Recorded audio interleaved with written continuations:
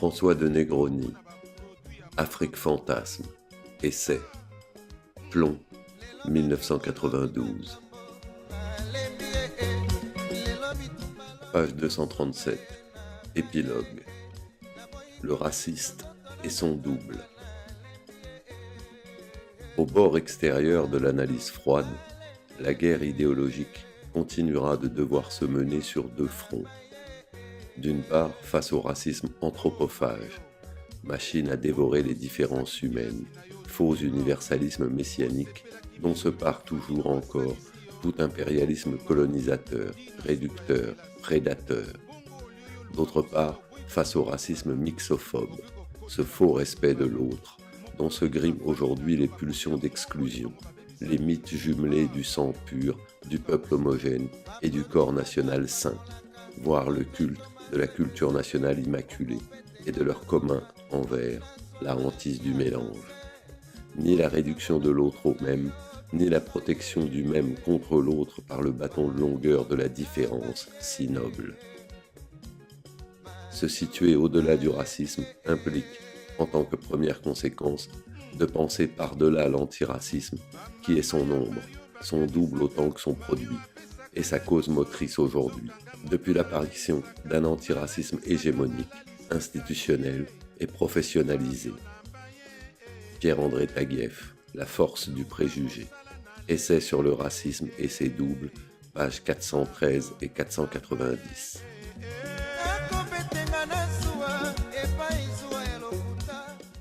La relation fantasmatique à la négrité qui, des premiers découvreurs aux derniers des développeurs, est opiniâtrement engagée par le blanc dans son approche de l'Afrique subsaharienne, constitue la matrice d'un discours racial totalement cadenassé. Sur la base de présupposés naturalistes, elle scelle le principe d'une lecture binaire à travers laquelle l'altérité de l'homme noir, sans cesse redéfinie et fétichisée, se voit tantôt disqualifiée, tantôt valorisée, selon qu'elle renvoie dans l'imaginaire occidental à l'anarchie barbare des commencements ou à un âge d'or du rapport social. Le nègre du mauvais blanc vit sous l'emprise de pulsions primitives et bestiales, qu'il revient à la civilisation de mater. Le nègre du bon blanc s'épanouit dans l'innocence et la vérité de l'instinct, qu'il importe de sauvegarder des influences vénéneuses et dissolvantes de la civilisation.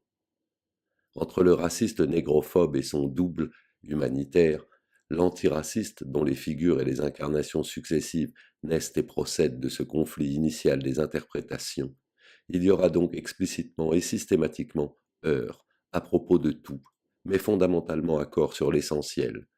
Par-delà l'antagonisme de leur projection, le fracas permanent de leur prise de position, l'un comme l'autre saisissent l'univers subsaharien en termes de substance et d'anhistoricité. Et il n'est pour chacun d'eux de vrais nègres que, soumis à des déterminations, enfermés dans une ontologie de la différence, passible d'une assignation identitaire, ethniquement et culturellement ancrée, etc. Depuis 5 siècles, l'antiraciste affronte avec une âpreté et un courage jamais démentis son envers immonde, le raciste négrophobe. L'abolitionniste, l'anticolonialiste, le tiers-mondiste, l'écologiste, le pote se suivent, se relaient, porteurs du même message d'égalité et de justice.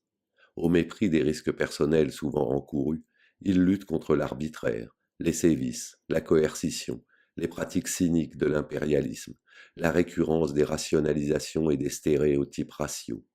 Sans mesurer leurs efforts, ils militent et mobilisent pour affranchir l'esclave, émanciper le colonisé, supprimer la domination, l'exploitation et le pillage du sous-développé, préserver les équilibres et les usages immémoriaux, en finir avec l'exclusion sociale, faire respecter la dignité de l'immigré.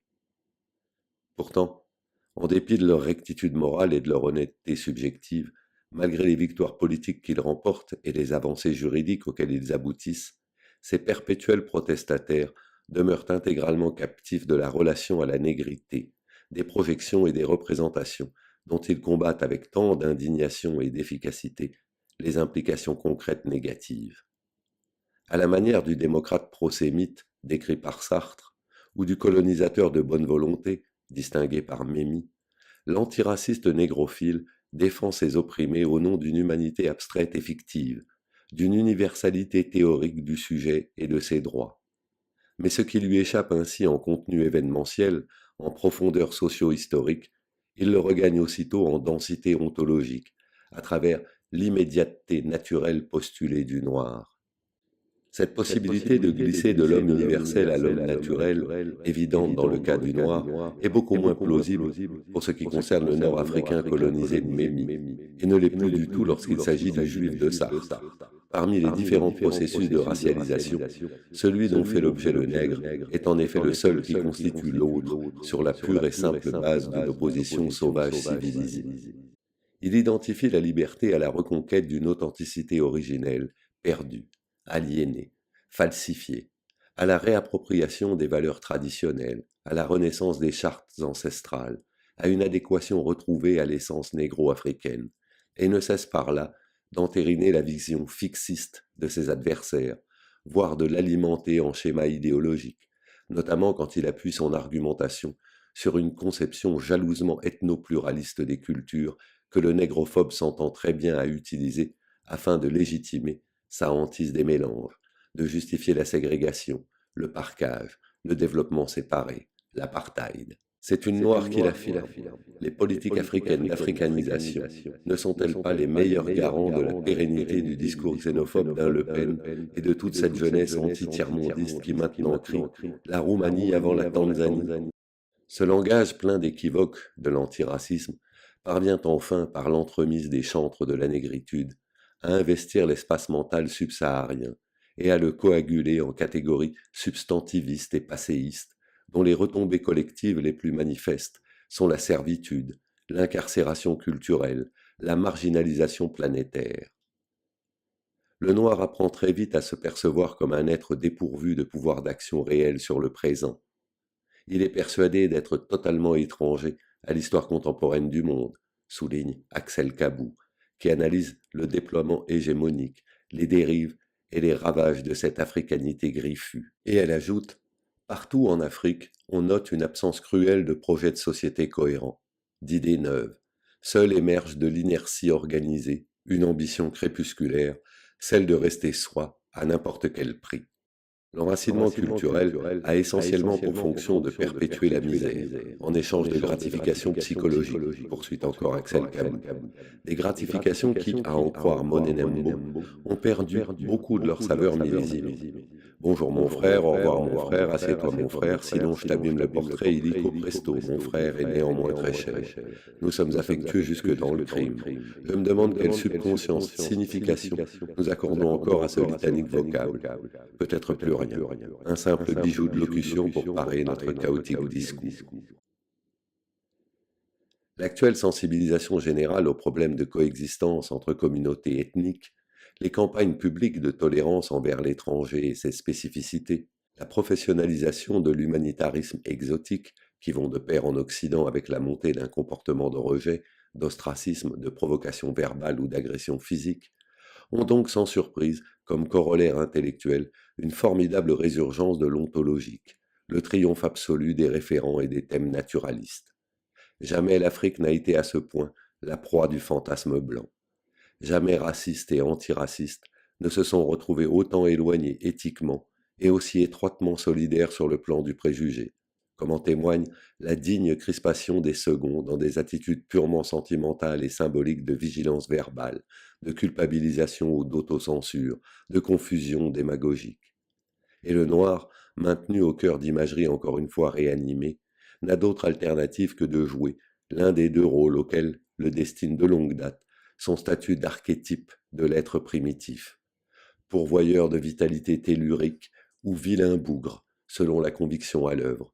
Il est inlassablement confirmé dans les attributs et les postures du nègre, par l'ami, le protecteur, le fan, l'initié, comme par l'ennemi, le profiteur, le cogneur, l'expulseur. Quelques signes, cependant, laissent augurer d'une autre définition et d'une autre pratique de l'africanité. Dans le domaine réflexif, tout d'abord, s'accomplit depuis peu un certain renouvellement conceptuel de la problématique raciale, dont sortent exsangues les thèses différentialistes véhiculées par les énoncés de la négrologie. Il est clair, affirme Taguieff, que l'indétermination communautaire de l'individu, produite par neutralisation ou suspension de toute assignation à une origine fixe, est la condition de son élévation à une valeur infinie.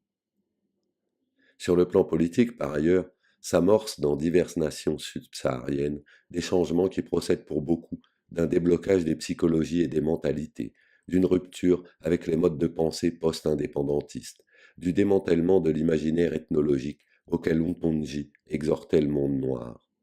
Nous devons à tout prix libérer notre pensée du ghetto africaniste où on a voulu l'enfermer, insistait-il.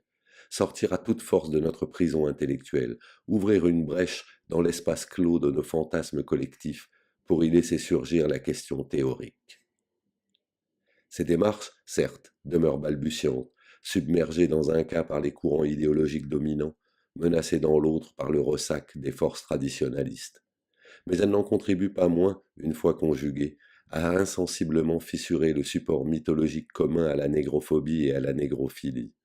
Et malgré tout ce qui conspire à l'éterniser, on se surprend à rêver d'un éclatement du champ fantasmatique, d'une implosion dont le raciste ne réchapperait qu'isolé, diminué, privé du contre-discours caution de son double, réduit au soliloque paranoïaque, définitivement seul et grotesque, face à un noir enfin délivré des projections sclérosantes de ses défenseurs, enfin rendu, sans badge identitaire, à la conscience et à l'historicité de sa condition. Je suis nègre, et des tonnes de chaînes, des orages de coups, des fleuves de crachats ruissellent sur mes épaules. Mais je n'ai pas le droit de me laisser ancrer. Je n'ai pas le droit d'admettre la moindre parcelle d'être dans mon existence. Frantz Fanon. Paris, Rogliano, 1988-1992. Akutaki na yango likambo moke mosala